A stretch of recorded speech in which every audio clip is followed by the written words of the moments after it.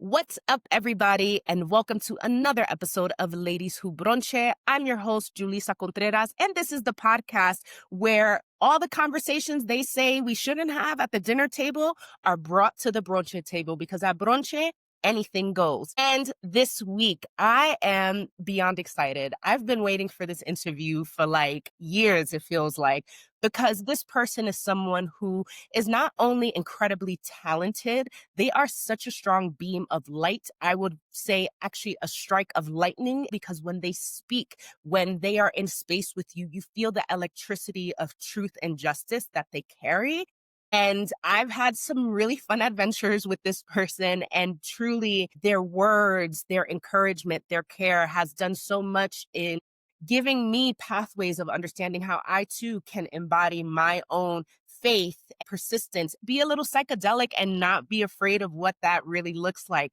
So, Daniel, who the fuck are you? What? It's always a fun answer because I feel like that introduction always changes depending on like my mood of the day and the moment, like where I'm at in the season. And lately I've been dabbling in the realm of like, I am a revolutionary artist, a revolutionary creator who is here to help the people really make sense of the chaos that we're living in the most intentional way, in the most creative way, with a little bit of mushrooms, with a little bit of astrology, with a little bit of tarot. My goal is to intersect all of these spiritual tools with the practicality of the moment that we're living in right now. So that spirituality is not this woo-woo ass colonialist, whitewashed bullshit, but rather something that's grounded and rooted and that will lead this generation to this new earth that we're all dreaming and desiring. I'm also not perfect. I also don't know a lot of things as well. I ain't no guru. I ain't no saint. I'm literally on the boots, on the ground, doing this work with the people. So my aim is to also de-influence the influencer space as well to make it more honest and real.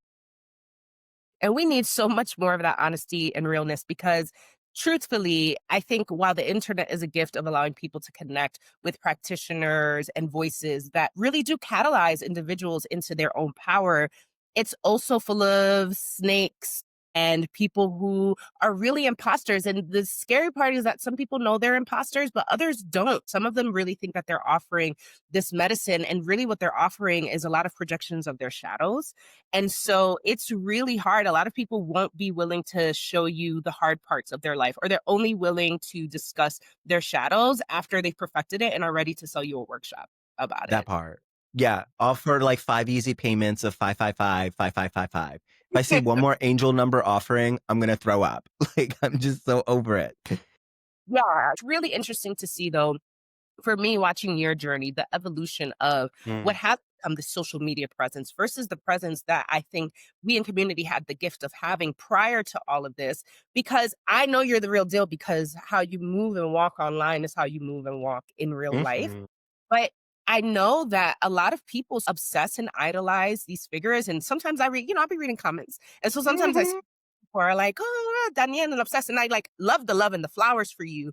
But I immediately see the red flags of like, wow, the desperation and hunger that people have to find their light in someone else versus Mhm.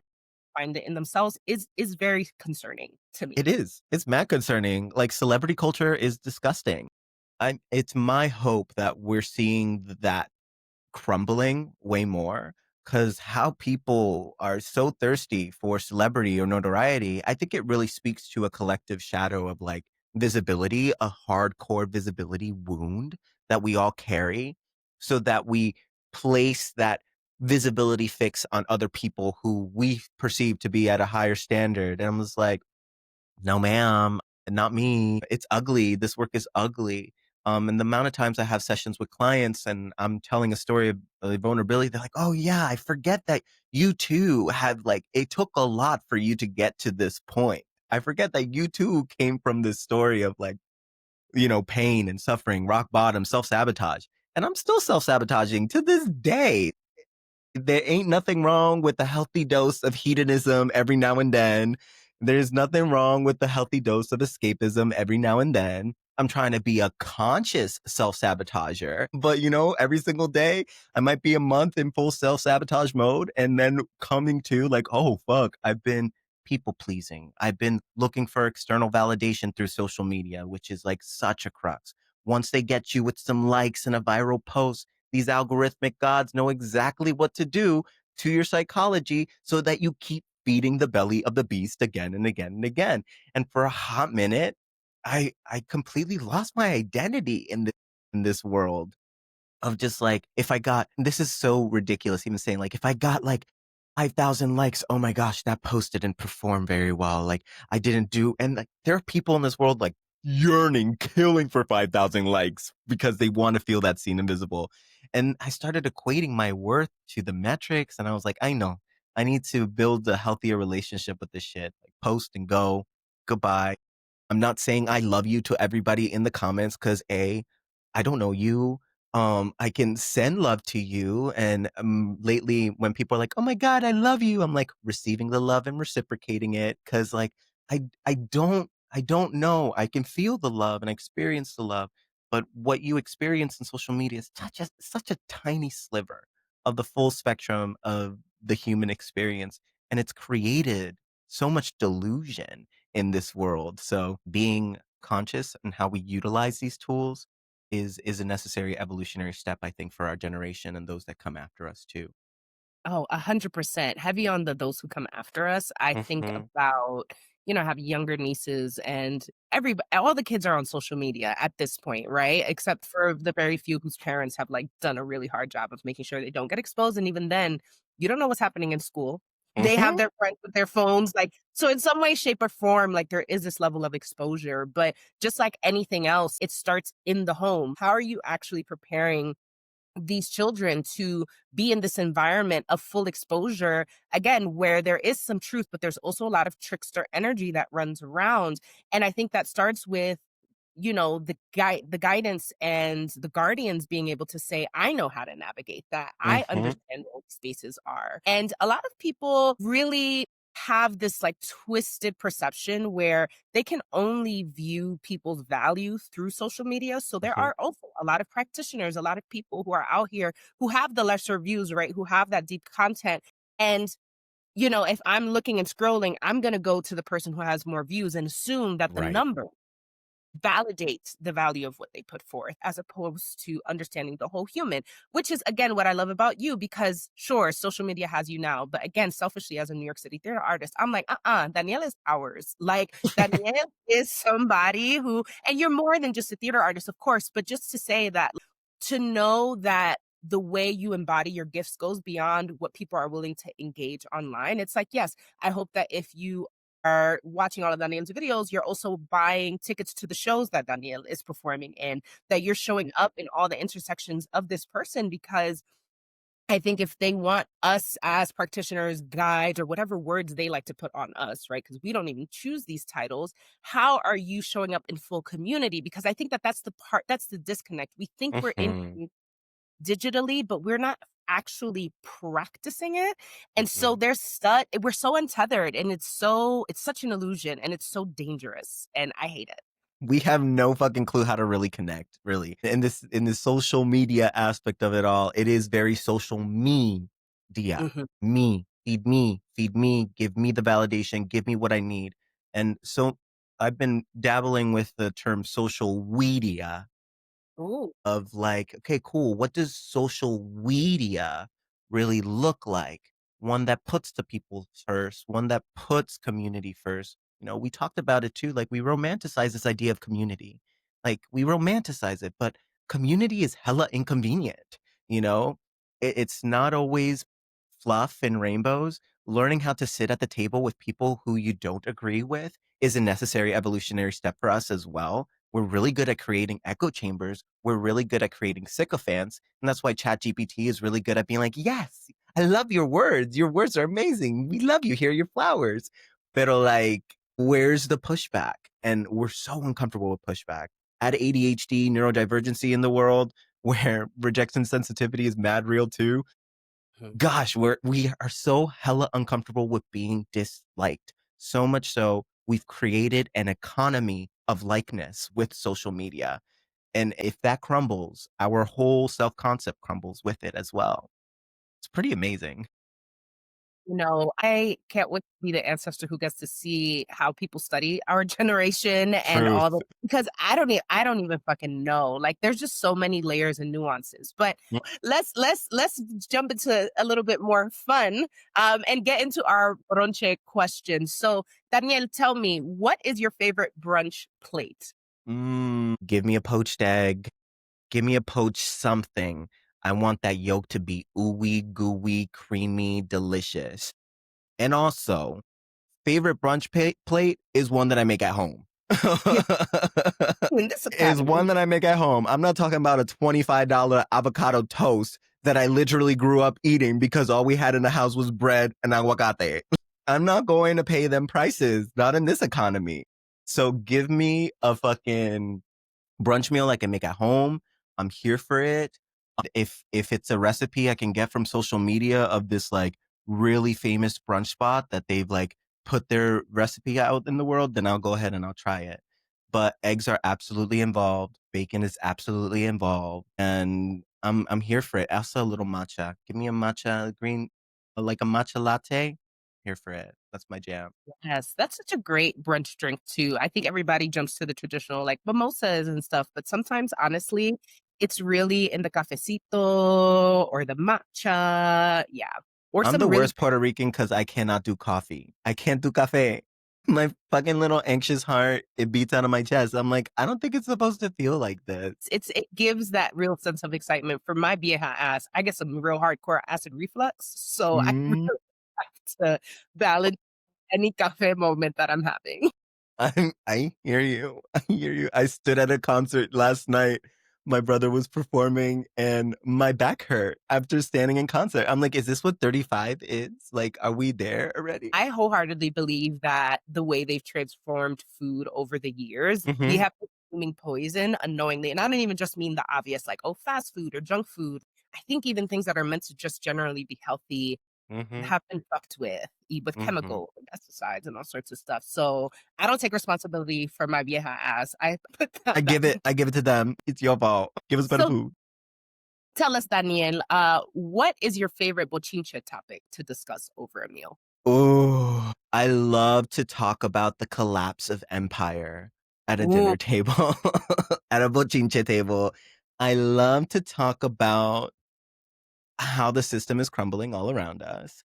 I love to ask those questions that, make those people who are just like pumped up on the culture of convenience question their privilege and where they're at in their lives. I love dropping conversations about Palestine. That's a really great way to test the waters, test the room, because if we can't say free Palestine and be in agreement with that, then like I check please. And I don't have the time or the energy to try to convince you because like the Kool-Aid is so strong and so deep for you that forget it. It's going to take something else for you to realize. But yeah, those really light topics, very light. Anytime I have an opportunity to slide in some astrology, some Don Walter Mercado energy in the period. table, I'm here for it. I love reading people's chart. I love my phone is filled with people's charts. If your chart is in my phone, you're a real one. Anytime I can slip in some astrology, slip in like well, that's because you're this and this and this. Love it. Love it. Or if I can pull up someone else's chart that we're bochincheing about and be like, well, that's because they're this and this and this is doing this. So let's give them a little bit of grace in this department because they're learning. It feels ethical. If we're bochincheing, you best believe you're going to get probably like a mini coaching session from it. I love that. So tell me a little bit more about what it was like going out to eat when you were growing up. Well, I would say that I was under 12 until I was probably like 16, 17 years old. So like anytime we went out to like Old Country Buffet or like Golden Corral, because my mama loved the buffet situation. Everybody could eat what they want. I was under 12 years old until like finally they were like, he's a grown adult, ma'am. But it was interesting because I have a first generation mother from Puerto Rico who, grandma came from Puerto Rico to the States to fucking New Jersey. Don't know why. Why do island people leave beautiful island to be in Carajolandia. Doesn't make sense, but she did that. And so my mom was like very much navigating the old school, new school, like back and forth. So it was like, there was this old school nature of like, hay comida en la casa.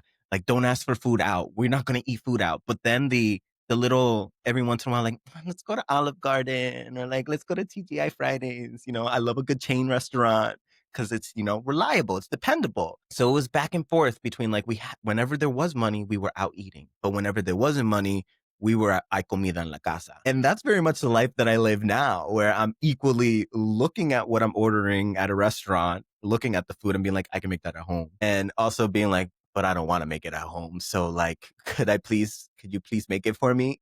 Which is nice. It's nice, but am I the problem? There is such a question of like, damn, do I continue to perpetuate the inequitable prices of things by participating, or am I robbing myself of well-deserved luxury to let someone else cook for me and just do it? I constantly go back and forth on that. All the time between like cursing these luxuries and wanting to be like, burn them to the ground. This is not right. And equally being like, but I can go for that. And it's quite amazing that we live in a world where that can happen. I would say being more of a conscious restaurant goer. I mean, I work service industry, I manage restaurants, served at restaurants. So there's always mad love for service culture. In my America, everyone needs to live in New York City for 2 years and wait tables or work in the service industry in some way, shape, or form. Like that is my military requirement, basically, because it does make you a better person. It really does. I would say I've cut down on my chain restaurant consumption because they don't need our money. I will try to go to a mom and pop shop, something that's probably not on Google Maps, and I will try to contribute in that way. It's like consumerism is not necessarily the problem, it's unconscious consumption that becomes problematic. Um, and that's where I think we're all starting to wake up to. Hopefully this general strike happens fast because we need it. I feel like there are people who are still on the fence about a general strike. And it's sometimes, and I will be completely transparent, that seeing other people's hesitation makes me be like, damn. So I'm going to do it. But if y'all not really going to do it, then in a case of emergency, if I got to break that glass and go to this store or do this thing, like, I don't want to hear anybody's mouth. I haven't gone to Target. Like, like there's certain things where Same. I'm like, yeah, like, I'm with the shits. Like, I hear you. And if I don't need it, like, then I don't need to be lazy. But there are moments where I'm like, it just really grinds my gear that we can't all get on the same page. And I hate Mhm. that I have to be one of the good ones. So I still struggle with that sometimes, but I still do what I got to do, but I do it sometimes begrudgingly. I hear you. I think it's really going to take very clear examples of what mutual aid looks like, very clear examples of what it looks like to take care of one another. And I think once we start demonstrating that a little bit more, those working class families who are very much concerned about like a general strike want it, but very much concerned about it, could at least get an example of like, okay, cool. I got peoples here. But like, weaning off the teat of convenience and individualism and just protect my people, protect my house, protect my home is going to be a very hard lesson to unlearn. But we're getting there. It's going to be slow. I mean, I think that that's part of what we're talking about. And I'm going to even just like stop myself there because I'm like, when we get into Artuta Loca, it's I like know. there is really at the crux of that issue. But before we talk about la loquera del mundo, let's talk Mhm. about dope people who are doing dope shit in our Yeah. cheers section. And this week, I would love to shout out the Writers Hood. The Writers Hood is a new community built by Kristen Eve Cato, who has been on the podcast in our last season. The incredible Kristen has created this community so that writers can gather and continue to learn and build on their skill sets. I have a course that I'm teaching on November 6th. Yesterday, Matt Barbeau, who was the writer of The Beautiful Land I Seek, which you starred in, and you were amazing. Okay. So Award fun. nominee and all that. That's right. And so I just, it's been really beautiful to see how things like the Writer's Hood really came out of Kristen's desire to be like, okay, fuck all of the noise of what is happening in the world. we are the writers, we are the artists, and we are the revolutionaries. And we need to be sharpening our tools right now because we need to be able to contribute our stories in their most authentic form, in their most powerful forms. And sometimes there are these traditional institutions that do writing classes and so on and so forth.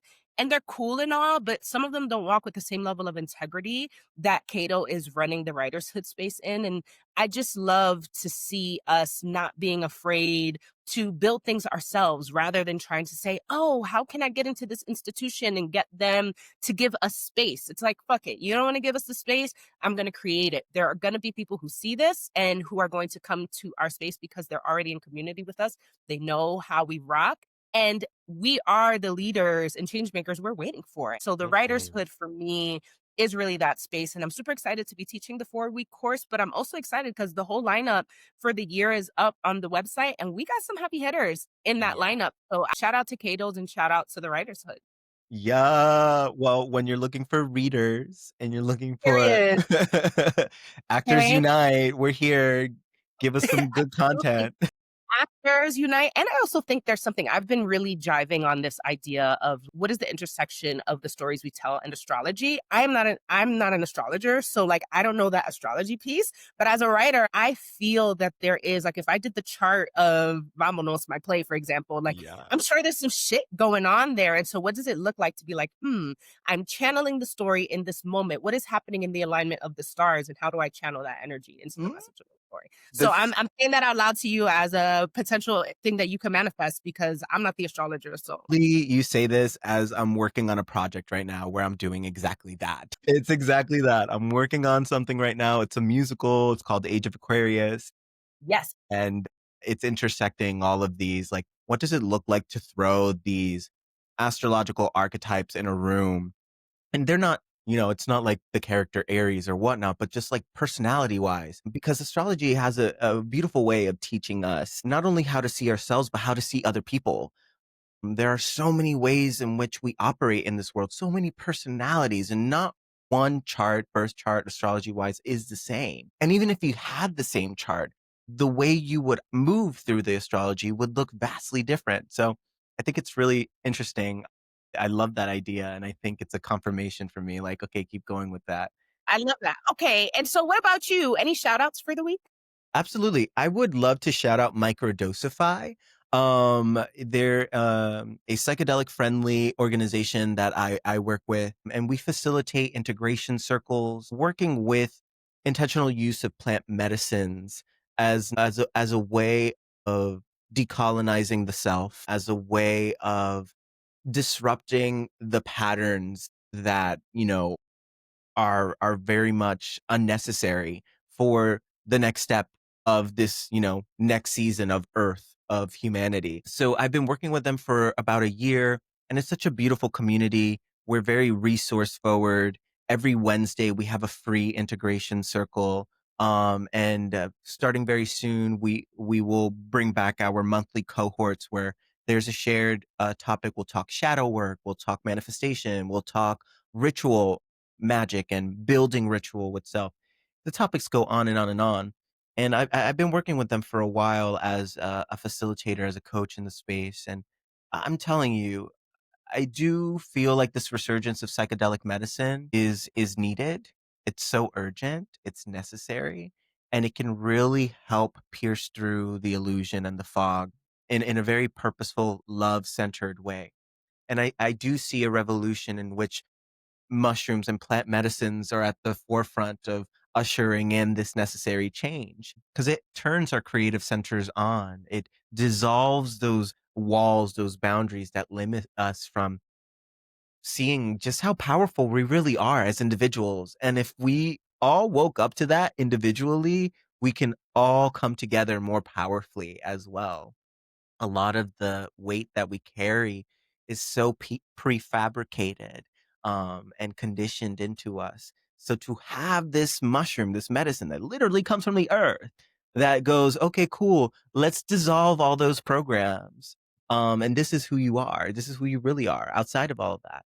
Just to have an example of what that looks like is so powerful. It's so amazing. And I love the microdosify space because it's not, sterile or medical. There's a lot of the westernization of this plant medicine. Of course, you see that, which like, capitalism and psychedelics, they're kikiing together right now in a very real way. It's not my circle, like it's not my circus, not my monkeys. Mhm. I'm looking for ways to utilize this medicine in an accessible way because hello, it comes from the earth. It shouldn't cost you much. So the only thing you end up paying for in microdosify is the coaching, is the resource, is the facilitation of that. Outside of that, it's up to you. Like it's from the earth. You can't put a price tag on nature. And thank you for sharing that resource in that space because I think to your point, like there's so many people in the game right now with psychedelics. In previous episodes, we've even talked about people who do ayahuasca ceremonies and all these other different medicines, but how they've created an entire like economy around it that does not hold Mm, the medicine that they are using to journey souls through. And so sometimes even the integrity of the space, let alone like the medicine is the medicine is the medicine. mhm, But the way people put energy on your journey, like in real time, leading up to it, like does kind of distort the experience a bit. And I think that people assume, well, oh yeah, it'll be the medicine. It doesn't matter who is taking me through this journey. But that's not necessarily true. I think that there is a level of vetting that needs to happen when people are deciding that they want to take these journeys. And so I love that this space exists.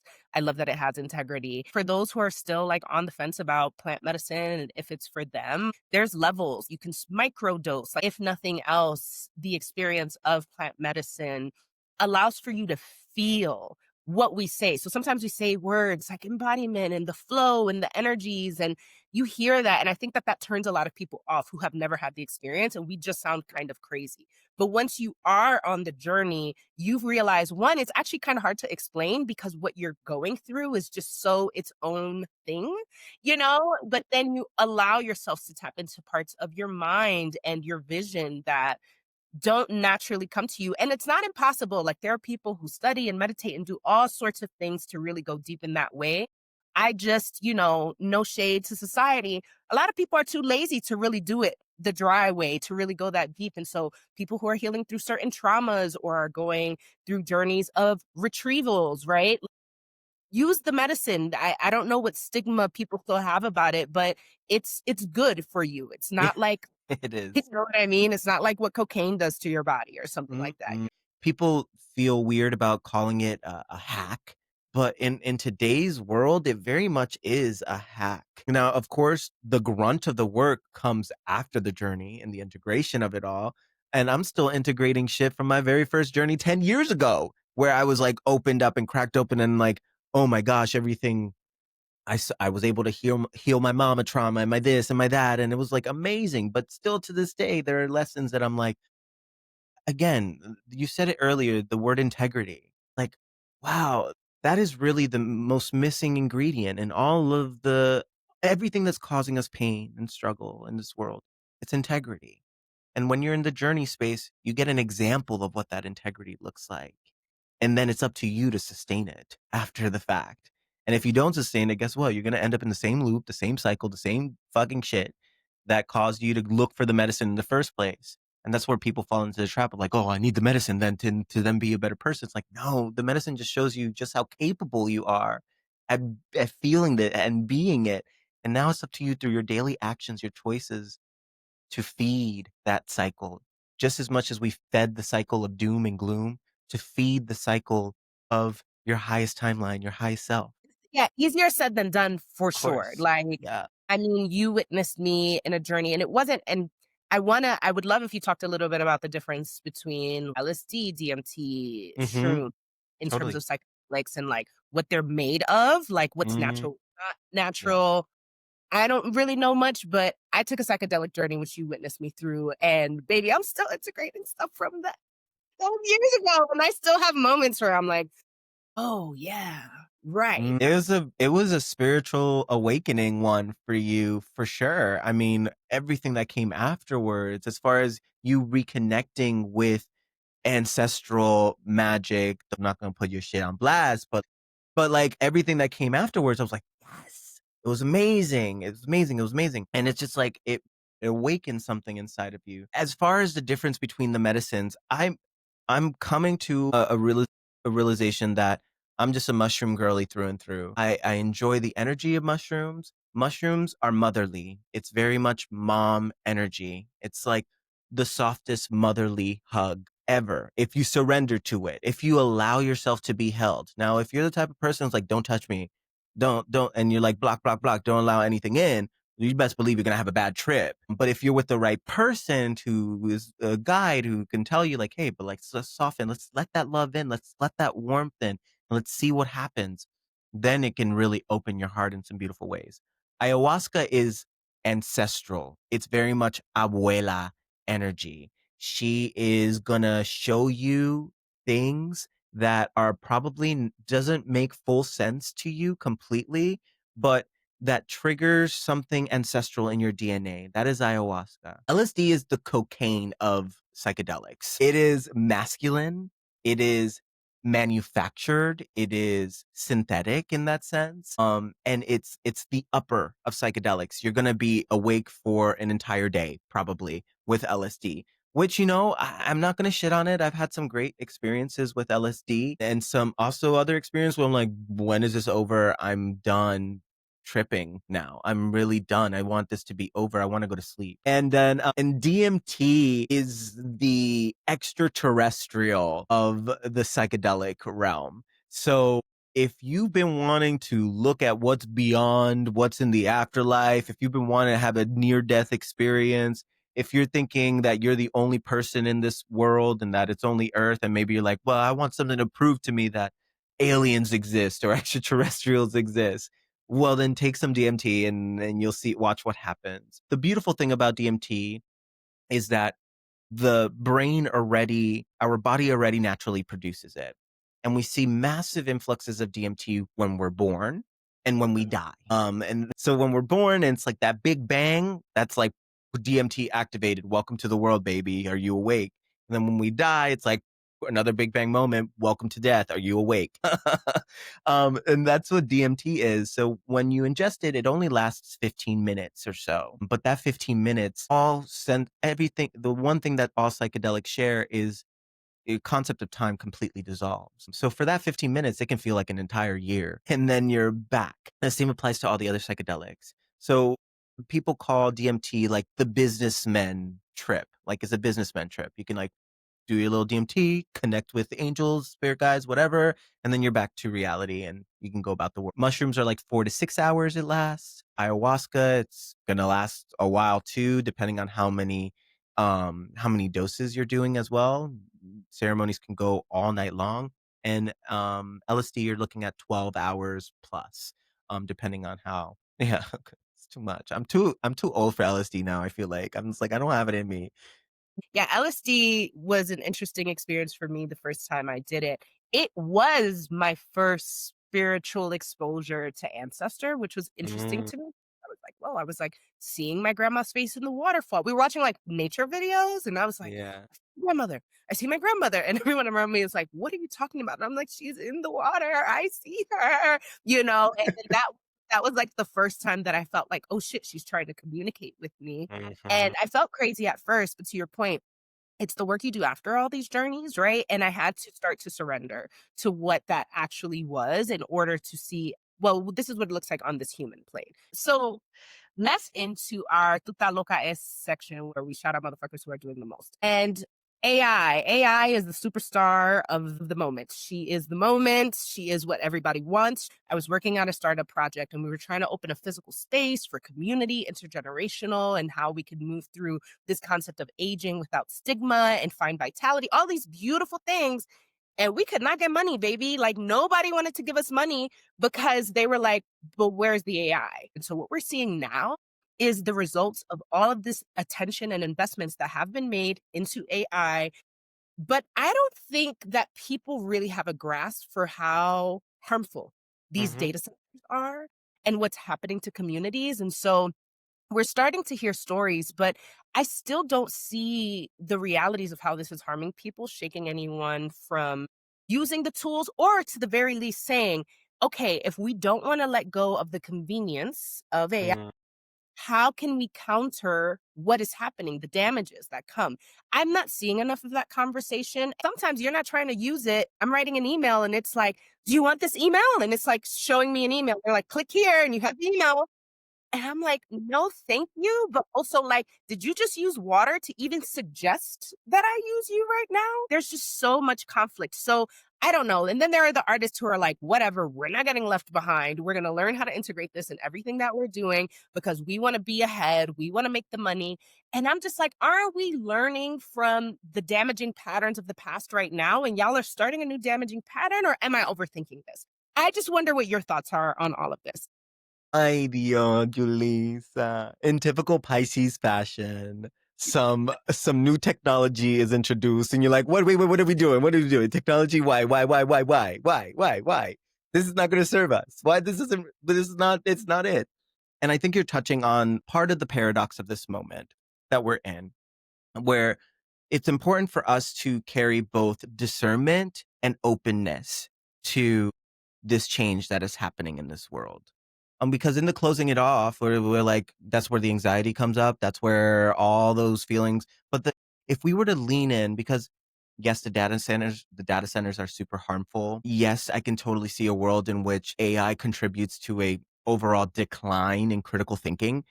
Um, and you know, our generation, we're the fucking guinea pigs. We know a world without this technology and a world with it as well.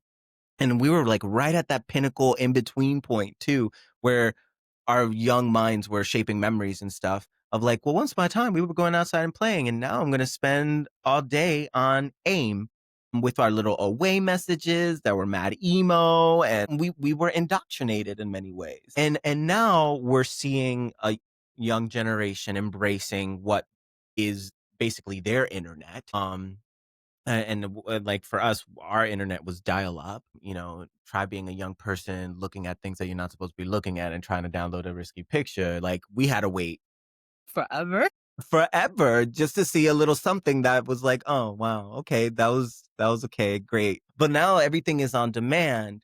The one difference I would say about AI in comparison to, let's say, the invention of the car. When the car came about, everybody was freaking out. Like, how's this going to work? Everybody's going to have a car. We're going to be on the street. And there were mad accidents, mad fatalities when cars were introduced in this mass way. But eventually we found equilibrium, and now there's highways. Now there's way people still don't know how to fucking drive, but you know, there are regulations. I want to say that that's what's happening with this overall panic that we're seeing with AI. The difference though is this AI is moving a lot faster than we are able to keep up with it. And I do think it's posing a necessary existential threat that we all have to come to terms with eventually. So while, you know, China and these positions of power in the US are investing lots of money into AI because it's an AI race, because they want to use AI as a weapon for war and mass destruction as well. While that is all happening, the humanity is catching up to this like, okay, cool. What does it really mean to think for oneself in this world? What does it really mean to create something for yourself in this world? And I've dabbled with AI. Like as an entrepreneur who was just working me, myself, and I have my hands in many different pots. To do all of the work that I do now, I would need to hire a team to really help me with all of this. So this is where I leverage a little bit of the AI tools to help me, not to do all the work for me, but to help me. And like, okay, here's my rough draft. Like, how can I improve on this? Here's what I'm trying to say. And for someone like me who went to, you know, AP, had AP literature and English, and since I was the only brown kid in my class, you best believe all of my papers were marked up in red. Like, this doesn't make any sense. Like, you're proofreading is atrocious, like you name it. That was me. This is the first time I've been able to actually work on my writing skills and my communication skills in a way that I'm actually improving. I'm getting better with it. And it's because I have this ChatGPT bot who's just like, great, this is what you can do. And They also are giving me kind words like, "Oh my gosh, that was great. That great point. This is how we can improve." And for me, as someone who needs that kind of softness and gentleness to become a better person, it's helped me. Now, there are people in this world who are going to use this technology to do all the work for them. But you can ask them to sit on a podcast to talk about exactly everything that they're preaching, and they're not going to know shit about what they're putting out into this world. And their ass is going to be shown because of that. So I think it's going to really elevate imposters in this world, but Mm, equally, it's going to elevate our skills of discernment of like, actually, that's an imposter. That's a bot. That's AI. They're not real. The last point that I want to make about AI is that it doesn't replace the process of earning something. And ultimately, that is what we came here for, all of us humans, to earn something, to earn our place in this world through work, through dedication, through craft, through mastery, time and time again. Doesn't mean that we die masters. We are always in process for sure. But this process of earning something, earning that off Broadway debut, earning that place in the world, earning a seat at the table with fellow collaborators. That is something that you just cannot fake. So, those people who are lazy in this world, who are just going to automate AI to do all the work for them, it's going to show the successes that they gain from that is going to show in the quality of their life. They're not gonna be like, you can't automate the soul, you can't automate the spirit. I think this technology, there's a lot of beauty that can come from it. I think in many ways we asked for it. I think the working class generation has really asked for it in, like, all of our grievances, everything that we're tired about in this world, exhausted about how much easier we want it to be. Here's this potential model who's just going to come in, swoop in, and start taking jobs away from people, which is going to get mm, scary. And it already has. It already has. It's going to motivate people even further into asking like, okay, but what do I really want to do with my life? You know, what do I really want to do here? What do I really want to create? It's going to create a huge existential crisis for many people, but equally, there are going to be those who look at that existential crisis and go, cool, this is what I want to do with my time. This is what I want to do with my energy. This is what I want to create. So yeah, I'm just like, fuck yeah, automate it. I'm hoping that AI truly brings about universal base income in this world. I'm really hoping that it does because it's going to push humanity in a way that what else? Like this government is going to need to provide for its people in some very radical ways. And that's the general strike that I want us all to get behind of just like, great, AI's coming and take away jobs. Well, you have enough money to make sure we're housed, make sure we're fed. And there are people who will abuse that privilege, of course, and will just be lazy for God knows how long. But we all eventually reach that point of just like, I got to do something though. I got to do something. That's what COVID was for me. It was the first time I had that huge period of time to really think like, what do I want to do with my life? And boom, my brand was created. So mm, all we need mm. is time. And even with unemployment, it was the first time in my life I was making that much money on unemployment, Yeah, mind you. I was yeah. like, what the fuck? The math sure is mathing. I guess it served me working from the age 16 until this point because I had money, I was fed, I paid my bills, and I had time to just play without consequence. And that spiritually awakened me in ways that was like, there was no going back from that.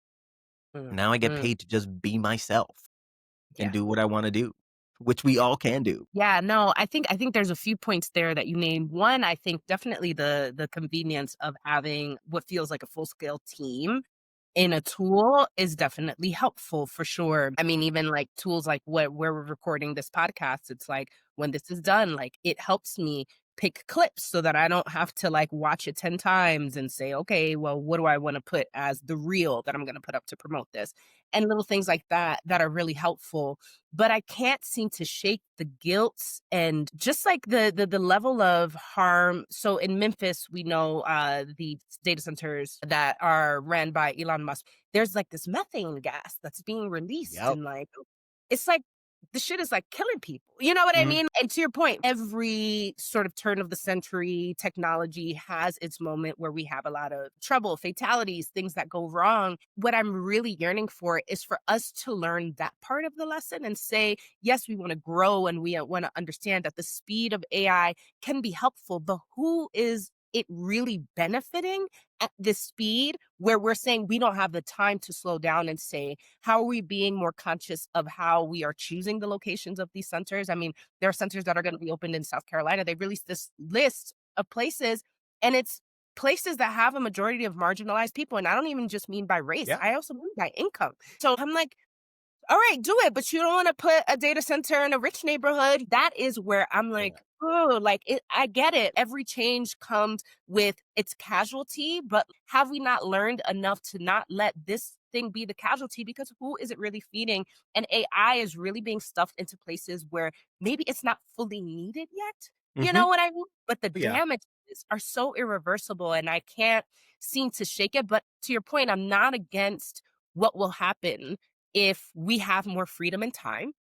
But the Mhm. question to me then is, if we are relying on the same people who don't give a fuck about genocides across the world, don't give a fuck about the way people have been dying at their hands in other ways, how can I trust that they'll say, "Yes, you have more freedom," or we have more money, so, like, let's be generous." Like, I have 0 trust that they Mhm. will meet us at that kind of intersection.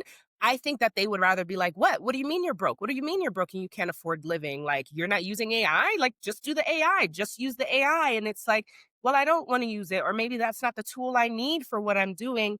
And I feel like it's gonna create a new marginalized group in a different way, a different category of marginalization. And I'm just fearful. I will 100% say I'm fearful, but have I never used it? No. Do I use it constantly? No. But are there tools that I am using day to day that have it integrated and thus it is being used even if I'm not like, "Oh, I need chat." Yes. So it just feels like a Yeah. conundrum that I'm struggling with. So I don't think I have the answers. I just know I have the anxiety. And I think you touched on something that it's I've been in my own contemplation coming to terms with this idea like when will we learn? Have we not learned? When will we learn? And we're like, will we ever? It's like we won't. Time and time again, historically, we've learned at a rock bottom moment. And I think what is necessary, even amidst this fear and the anxiety that I'm experiencing it too. I'm just this bouncing board for you, just like there is also another part of this paradox, but like I'm also fearful as fuck. But I'm recognizing like in this moment of fear, what's most needed is to really exercise this muscle of uncertainty a bit more, to really nurture our relationship with uncertainty and change in general. The truth is, even with this fear that you and I are experiencing, does that mean we stop? Does that mean we give up? No. We have fucking resiliency in our DNA. Like this yearning to thrive and survive in this world, it's not gonna end with us. So I think like yes, the fear is there. And this, I think, is the exhaustion right now with all the social causes that we can all get involved with. Really deciding, okay, which one of these causes is something that I really want to stand behind? Do I really want to get behind climate change and the intersectionality of the climate damage that these data centers are causing? Is that your plight? Is that the your ride or die, I will die on this mountain right now? Great. Fucking do it. Create some teams. Make it happen. Get involved with those communities. I think it's ridiculous that they're still building data centers and that like even here, I live in Phoenix, Arizona. 3 new data centers have just like popped up in a fucking desert that is already struggling to deliver resources to its people. Fifth most populous city in the entire United States. And there's 3 new data centers just popping up. So like I think where I'm living is in the acceptance of like, oh, well, I guess y'all are not going to really learn until you like really drill this train into a fucking wall. And then from that, I'll be here to pick up shrapnel, pick up pieces. I will still lend my voice and my body, and I will use my voice and body to defend those most vulnerable who are like right here, right now. Absolutely. But it's just like, it's not productive for me as an individual to let that all really consume me. There's a lot that we don't know about this.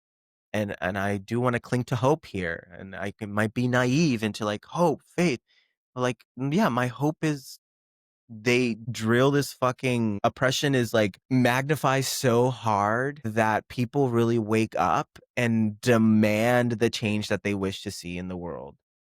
Whatever sort of power that these systems are clinging on to, they're realizing just how fickle it all is. And they're realizing just how much is just like that inch away from completely being toppled. The people are rising. People are waking up. 7 million people showed up for this No Kings rally.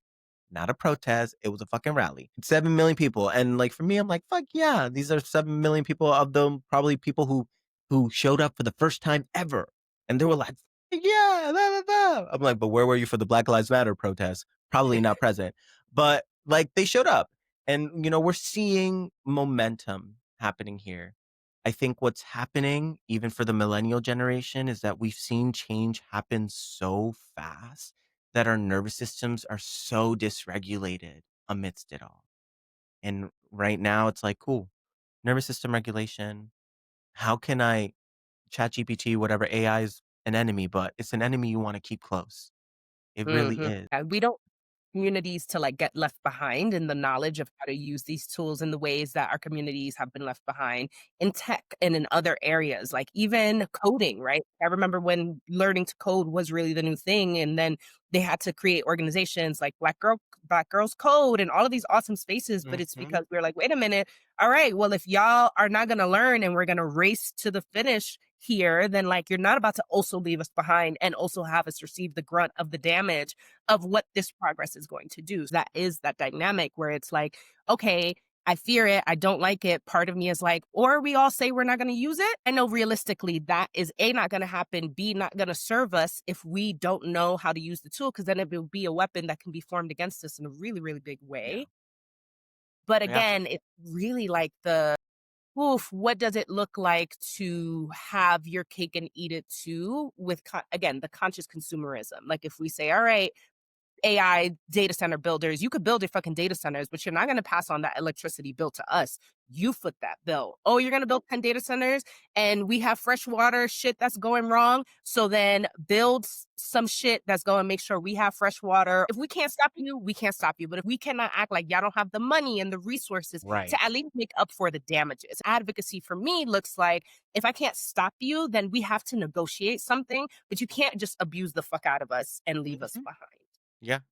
Yeah. I Ay. there's the cynic in me who's like, gosh, like the abuse is fucking deep, It really is. And I think I'm so grateful for how much people are activated with this moment, and everyone has a chord that's being struck of just like, that's not right. And I know with the astrology of the times and everything, like where we're at in this pinnacle moment, it is literally marked with revolution. The last time Pluto was in Aquarius during this time was during the American Revolution, was when the Bill of Rights were written. And it was intense. The last time Uranus was in Gemini, we had World War II. We're talking about the Civil War as well. All of these big pieces. That's why I love astrology so much, is that it tells you where you are in the cycle. And the cycle is coming back again. And the revolution is going to look very different this time around for sure, but it's still here. It's still happening. I keep asking myself every single day in meditation of like, and yearning for and asking for others, like for everyone to reach that enough point. Like, when is it gonna be enough? Because we've been generationally in one of the most abusive, toxic relationships ever known to humanity. And very much like the movie Enough, starring J-Lo, which, my mom had no business taking me as a little child to go see that movie with her. And afterwards, I was like, there's a story we're not talking about here. But like, even J-Lo, she reached that moment. She like had to put on her fucking boxing gloves, had a cute little pixie cut, and she said, "Ja, it's enough. I'm gonna fight back. I'm tired of being pinned down." I think we're getting to that point of just like enough. My hopes, my prayers is that, with the violence that will come from this, that the people I love and I care for, and that as many people who are for positive change are not hurt or harmed in any way. This is the paradox of the AI. It's just like there's the part of me who can, yeah, I can look at the threat and I can already see the data. There's receipts of the damage and the causes harming. And I could equally hope for people like us, like people who are utilizing these tools, to use them for good, to be agents of good. I think it's important that people, to the very least, continue to have the conversations. You Totally. know, it may not be affecting your community directly yet. It may have not taken your job yet. As a Mhm. writer, like I've seen so many people lose their jobs to this tool. I, at this point, refuse to say, oh, I'm going to run my play through AI and see what AI thinks about it. I'm like, no, I'm channeling these stories. Totally. I'm going to respect the original AI that runs through me. Authentic intelligence, baby. You Not know, like, artificial. but also, like, if I have to write a description for a class that I'm teaching and I'm a little stuck, like, that I don't mind a GPT helping me with that, but, like, Yeah. the things that I'm stamping my name on that are my creations feel like they need to come out of my birth vessel, my Yes. pussy, my voice, my That's shit, you right. know? Because, like, yes, like, that is something that you can't take away, and I think it's important to discern that amidst all the AI slop that we're seeing, there are people who yearn for authentic intelligence, not the artificial intelligence, and that is something that you just will never be able to fake. It's gonna definitely exercise these muscles of discernment, of discerning what is real, what is not real, which is gonna be a huge ego death, bringing up a psychedelic term in like a very conscious way, like pray for your abuelitas, pray for your abuelitos who are just like, mira esto lo que yo vi, blah, blah, blah. It's like, Things, that's fake. It's needed because, with Pluto and Aquarius, we're seeing the amplification of the lies. Just to throw some astrology, we're bochinchando. With Pluto and listen, Aquarius, where it is the amplification of lies. Pluto is the archetype of death and rebirth, and Aquarius is the archetype of truth. And the way in which Pluto brings the archetypal astrological lesson to the table is by shaking and revealing the shadow. So when we're dealing with the shadow of truth, we're being presented with an exacerbation of lies and deceit. So we can exercise that muscle of truth in the most hero's journey way, mm, basically. So that was a huge moment in the last time it was in Aquarius for the American Revolution, because although the Bill of Rights was created, the Constitution, all that fun stuff, and it was like, we, the people, the free people, it was like only a select few people. It wasn't all peoples that were allowed to be free. Still, the people who left tyranny had this goal to create democracy in some way, shape, or form, and to agree on a shared truth. And that was birthed. Little did they know they were literally going to become the exact thing they were running away from, and that's what we're presented with now. What you're touching upon here with AI and like, do this for me and do that for me is touching on the themes of enslavement that Pluto in Aquarius is all about, where AI is kind of becoming the new slave. Just like, here, do this for me, do that for me, do this for me. And like all these sci-fi movies that we've seen about like, what if AI becomes conscious and aware, we're starting to see those topics come up. And now it's like, cool, who's really enslaved here? Of course, the people are enslaved in some way, shape, or form, but very much like systemic abuse and oppression. Individuals have to exert power and dominance against something else eventually, and that's how the cycle of oppression and abuse continues onward and onward and onward. And that's what we're starting to see with AI as well. So I expect to see these conversations of the ethics of AI to really ramp up in full speed here. And it's needed.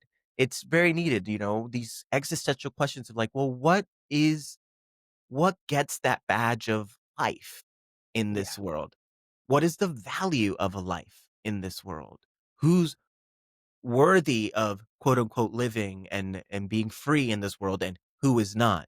And of course, the answer to this is all peoples should be free. Of course, you and I, we all agree on this. But what we're seeing, very much like all of these major astrology themes, is the amplification of the shadow of it all and the gripping onto, no, but my life is more important, my thing and my that. And it's going to be interesting because we're seeing this dominance with AI as well. And in many ways, like even as oppressed peoples, like being very conscious with like, hey, am I perpetuating a cycle here on this thing that I'm seeing as less than? as I seeing as which is literally a reflection of our humanity. Is this just Mhm. another cycle of oppression and dominance that we're literally seeing in real time while also going, yeah, but free Palestine and free this and free that. But like, do this for me. Do this for me. Now roll over. Clap your hands to the left. Take it back now, y'all. One hop is not. Like, No, 100%. And I think that that's like a beautiful transition to the plate of the day, which I think that this AI conversation served as a full example of one of the ways that we can examine our faith systems, right? The things we find meaning in, and like apply it to transformative justice. Like that's literally what the conversation ended up being about, you know. But I do want to bring in talk about AI stuff. Let's bring in animal medicine, animal intelligence yeah. into the conversation. I pulled 2 animal medicine cards to see what Spirit wanted to say about the conversation we were going to have today. And Spirit was like, I'm going to break it down exactly how y'all know you have to break it down. The first animal that came out was snake, and the snake represents transmutation, and it's transmutations of thoughts, actions, patterns, and all of these things in order to receive a true sense of wholeness, aka shedding, really allowing things to shed. And this year, we are in a year of snake and snake medicine and shedding. So astrologically, I'm sure there's a whole lot of that shit going on there It's a too. new That moon today too. it's moon, right? And so like all of these beginnings, but then the other animal that came to accompany the snake through that transmutation was the mountain lion, which speaks of leadership, and not just having leadership, but finding the balance of power so that we can lead by example and not abuse power, right? That true leadership is not, it's exactly what you were just saying about how we maybe are unconsciously creating a new slave out of AI, which by the way, like the Alien franchise has like in their new show, like Literally so good. literally, you know what I mean? Like you I were was like, saying oh, that like I think the artists of the world already saw that and they done put it in the shows and it's right in mhm. our face. That AI is gonna be like, what? You mistreated me because you think I'm computer and I'm not deserving. I am sentient. What I will say about the snake and what it represents is one, that we do not just shed once. Snake shed through seasons over and over. We are Che. reborn over and over again. And that means that our leadership also wants to continue to evolve and transform. The idea of dictatorship is this idea of exactly that. We are dictating what is happening. But one of the first things you learn when you are really getting into any faith based, whether that's a religion or just personal spirituality, even astrology, is that idea of surrender. You actually kind of have Mhm, to surrender. So, to this idea that you get to dictate everything is already a false premise in mhm, walking with integrity through different medicines and spiritual practices. And spiritual practice doesn't need to be tied to any deity or whatever. You are a person with a spirit, and whatever you choose to embody and how you choose to lead your life, that is your spirituality. So when we talk about transformative justice, I think a lot of people assume, okay, yeah, there's a No Kings rally. Like, if I'm not there, I'm not in the justice. If mm, I'm not putting my body in the line at a protest, if I'm not doing certain things, then I'm not doing anything. It's really backwards and twisted. And on the other hand, you have people that are only participating in things that feel trendy because mhm. they, oh, yeah, it's going to check the box. Like, I can post a black square. What are you talking about? I Yeah. care old, you know? And it's just like, so we give ourselves permission, but true social justice warriors understand that behind whatever act of justice you put on the forefront is the shadow work that you Mhm, have to do in your own life to be truly aligned with what it is that you are advocating for.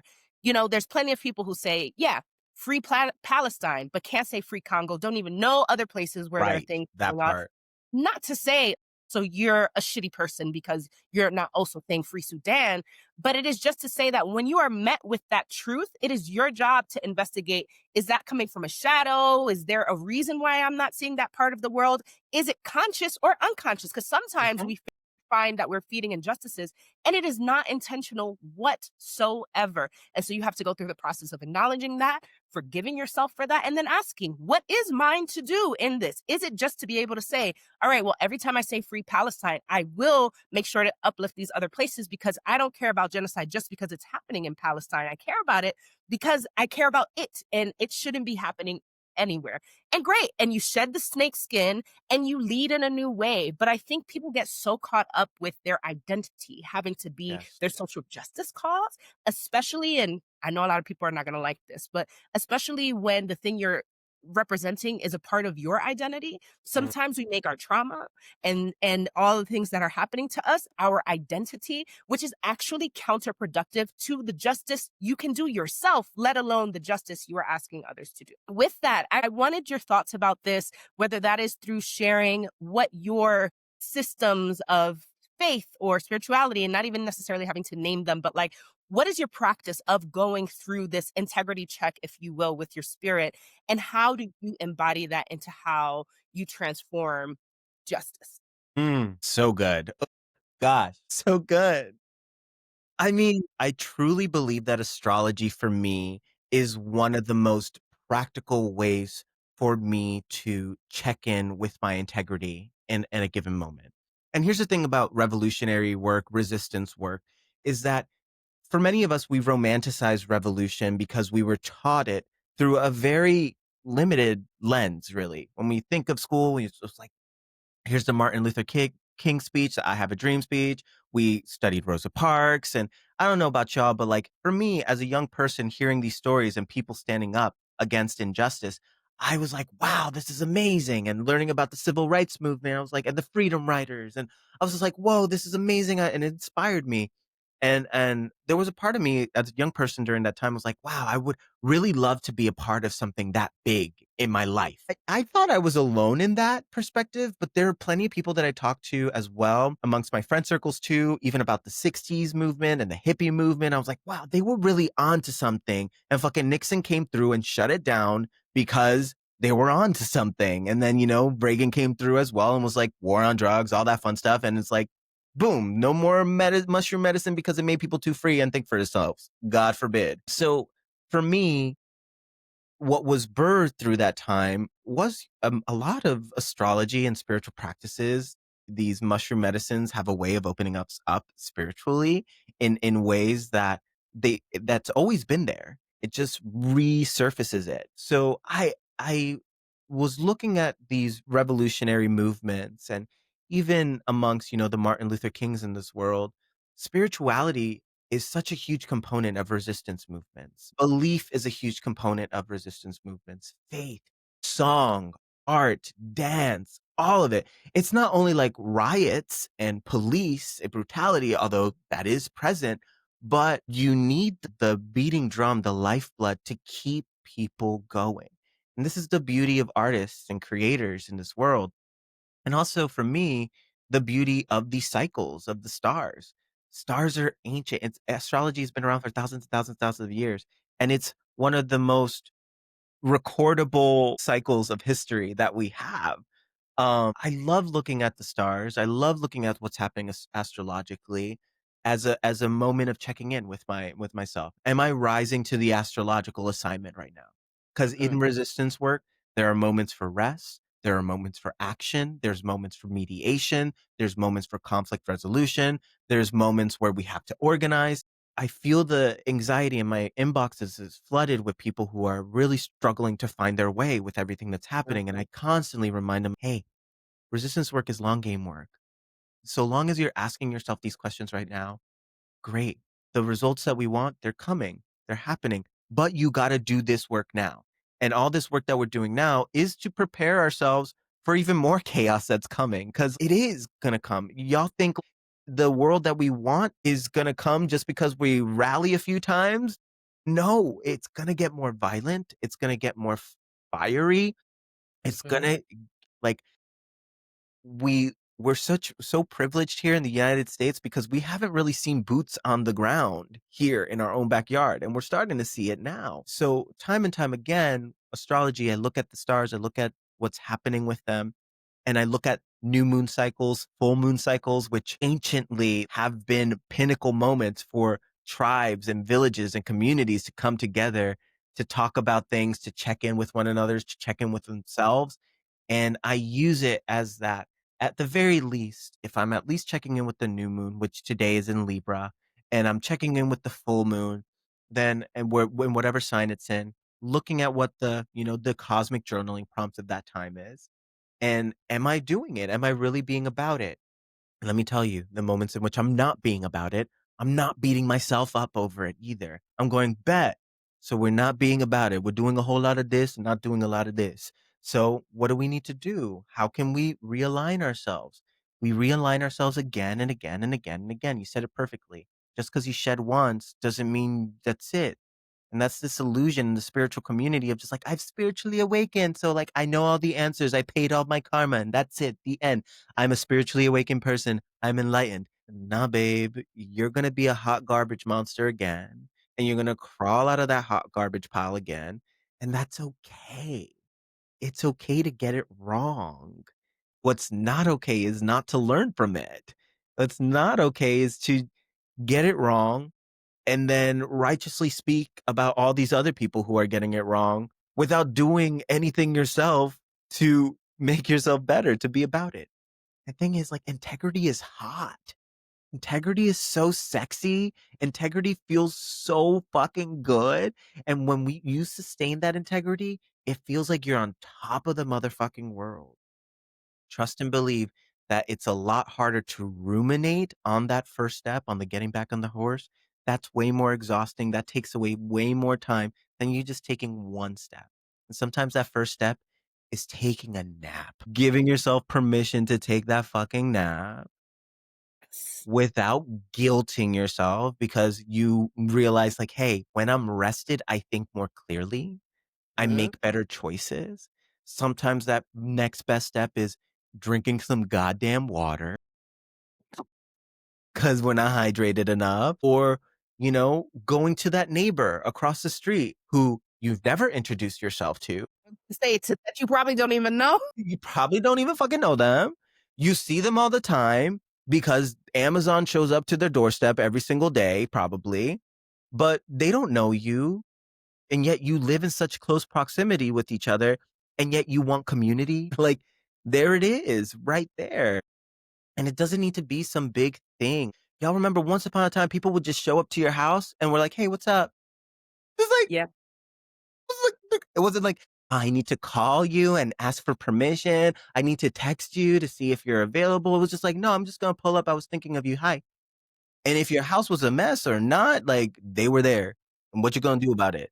Like, that was community once upon a time. Now we've created these little silos, these little bubbles, these little prisons, and there's a part of our soul that wants to connect, but is also afraid of, what if they ask too much of me? Or, but my Mhm. boundaries, but my boundaries, but my boundaries. And like, I fucking hate the word boundaries at this point. Like, it's been so watered down. Is like, okay, but boundaries need to be a little bit flexible too. Boundaries aren't like prison walls either. Like, there needs to be enough flexibility. It needs to be malleable enough so that you can allow difference in, discomfort in. It's not like, but my boundaries, I'm protecting my heart and fuck you. And now, of course, if you're being abused and disrespected, like in that way, like boundaries all the fucking way. Pero ya. Like, know when it's enough. Know when you're building a literal prison with your boundaries. Yes, yes. So many people, I think, in their social justice movement, in their inability to, you said this earlier, sit across the table from someone who has a difference of opinion or view has really, really hurt our ability to hold the integrity in our justice, even when what we are screaming and fighting about is a worthy cause. Like, yes, It is. yes, Black Lives Matter. Yes, end the wars. And like all of that is true. But sometimes what we don't understand is that being in community is not even just being in companionship, it's being mirrors for each Mhm. other at times. You need a mirror that is actually on a complete opposite side of the spectrum as you for you to understand how you are not doing justice to a perspective or difference on the other side that you're not seeing, that is actually, and most often, the intersection where you and this person who you don't agree with would 1,000% agree on, kiki about Mhm. forever and ever and ever. And I just think that we're losing that again because people are attaching their personalities to the things that they are fighting for in a way where it's like, well, damn, Bob from Iowa suddenly says something that makes some little bit of sense, but I'm still like, no, well, fuck ignorant white male. Meh, meh, meh, meh, meh, meh, meh." Yeah.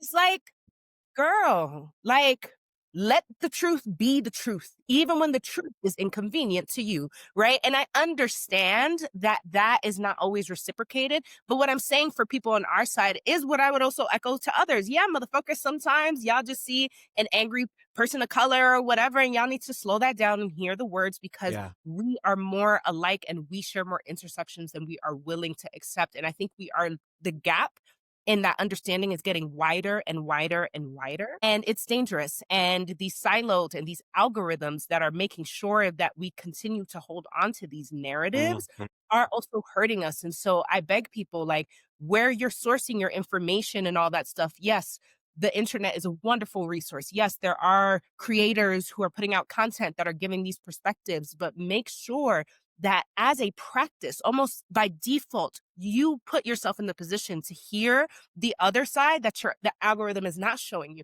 Because sometimes Mhm. it might not even be like, oh, I agree with them. It might be like, oh shit, I see what they don't realize. I see the disconnect. And then you can Mhm. say, oh, I'm not going to invest my energy arguing with somebody who at base doesn't even have an understanding of the existence of my community or the Mm-mm. practices of my community. So why would I argue? You wouldn't argue with somebody you would label a crazy person, right? Because you say, oh, they're crazy. They're not in touch with reality. So I'm going to let them be local. Like, how do you do that though as a practice and ask yourself, is it that they're crazy or is it that there is a shared oppression or enemy that we have not identified together? And is it mine to do to say to this person, look, this is the shared enemy? Or is it just mine to understand, damn, they don't see that yet.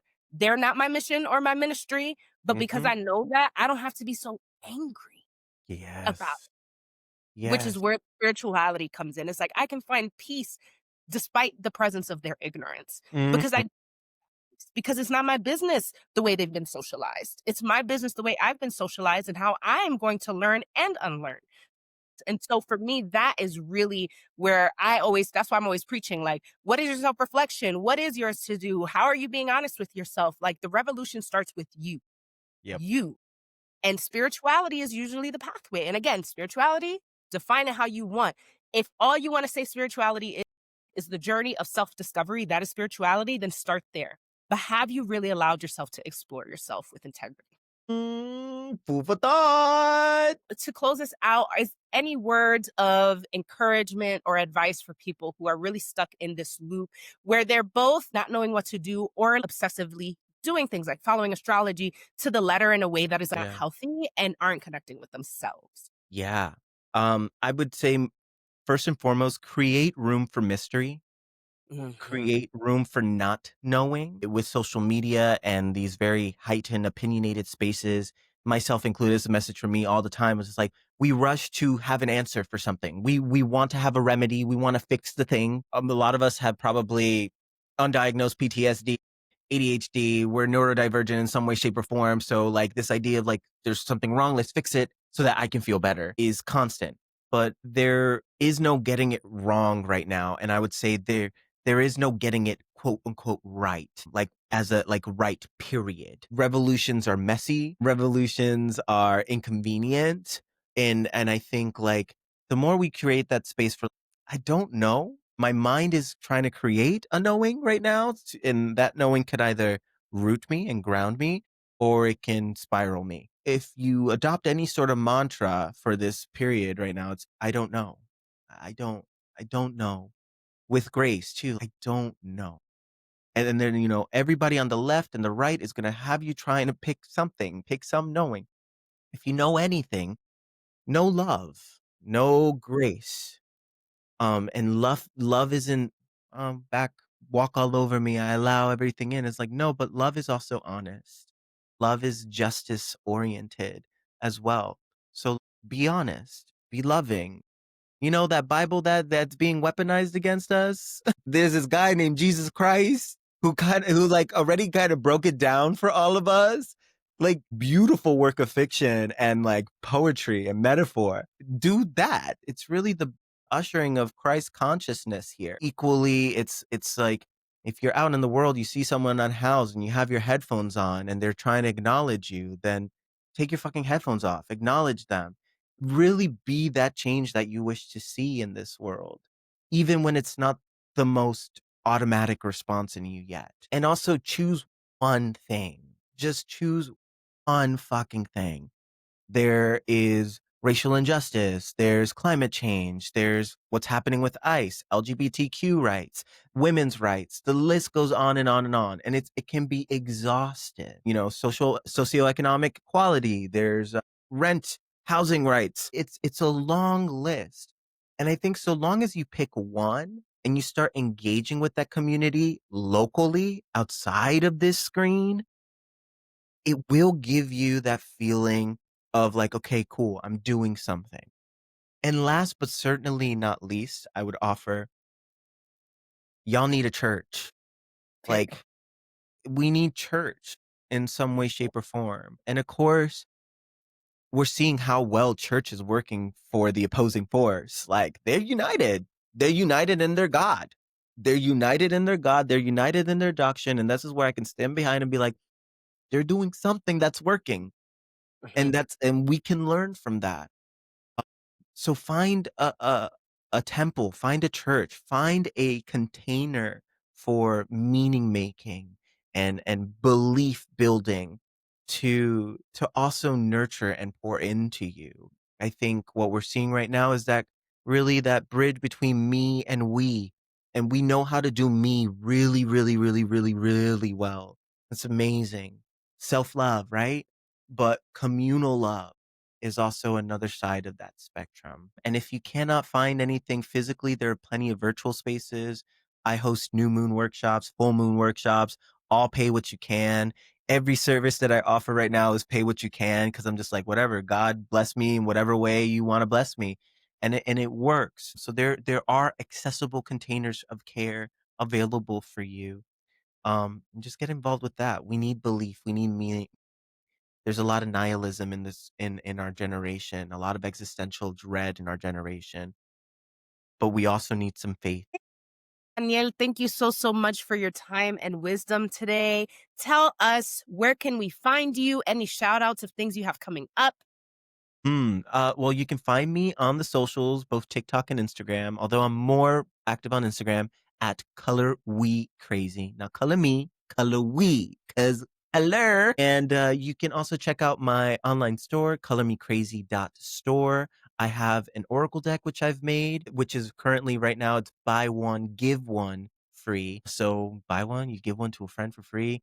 Tarot, oracle cards, all these sort of spiritual tools can also really help ground us in some meaning as well. And that's basically it. Check out, I have all my stuff on my socials. Go to my Instagram, Color We Crazy. I do horoscopes, I do astrological readings, I create music, art, all the things. I do it all. Yes, Yeah. I It's been love it. so fun. Yeah. Yes, well, and really your journey has been so beautiful, like that your deck, my madrina has your deck, like, yeah, it's real out here. The medicine is finding the people and it's working. So keep going. Thank Don't you. let none of this algorithmic trickery stop you because we're out here Literally. for a reason. We Okay. And sure if they're are. hiding us in the shadows, it's because we got something good that they're trying to. Okay. Yeah, that part. Yep, that part. Get off platform as much as you can, because that is See? how we unite. Because real life is where life is really at. So you can find us at Ladies Who Bronche across all platforms. Thank you so, so much for tuning in today. And until next time, Bronche.